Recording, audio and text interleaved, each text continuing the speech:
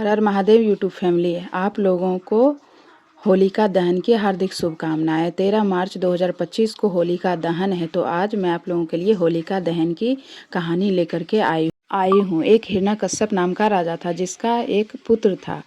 उसका नाम प्रहलाद था, लेकिन उसके पिता को यानी हिरण्यकश्यप को कोई विष्णु भगवान की पूजा करे या फिर कोई भी भगवान का पूजा करे उनको पसंद नहीं था। वो सोचते थे सारी प्रजा मेरी ही पूजा करे।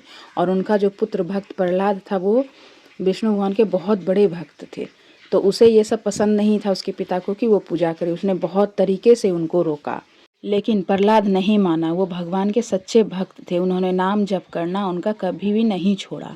उनके पिता ने बहुत कोशिश की, लेकिन वो नहीं छोड़े। तब होलिका जो है हिरण्यकश्यप की बहन थी। उसने जब देखा कि मेरा भाई बहुत परेशान है, उसने बहुत कोशिश कर ली, ये नहीं मान रहा है, तब उसने कहा कि भाई मेरे पास तो वरदान है, प्राप्त है कि मैं अगर अग्नि में बैठ जाऊं चादर ओढ़ करके शीतल जल वाला, तो मैं कभी नहीं जलूंगी। तो आप बिल्कुल चिंता ना करें, मैं उसे अग्नि में लेके बैठ जाऊंगी, मैं तो बच जाऊंगी पर वो जल जाएगा। ये सोच करके होलिका ने व्यवस्था करवाई राजा के द्वारा। सारा लकड़ी रख करके होलिका जैसा वो बना के तैयार किया, उबला उबला रखा करके। उसके बाद वो चादर ओढ़ करके उसमें बैठ गई, लेकिन इतनी हवा चली कि चादर जो है उड़ करके भक्त प्रहलाद के शरीर पे पड़ गया और होलिका अग्नि में जलने लगी और वो बहुत चीख चीख के रोने लगी।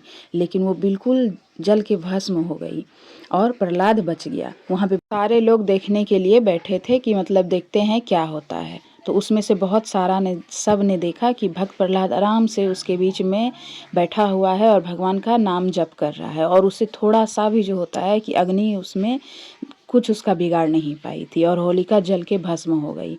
ये सब देखने के बाद भगवान पे सब लोगों का और अटूट विश्वास हो गया और सब भगवान की जय जयकार करने लगे।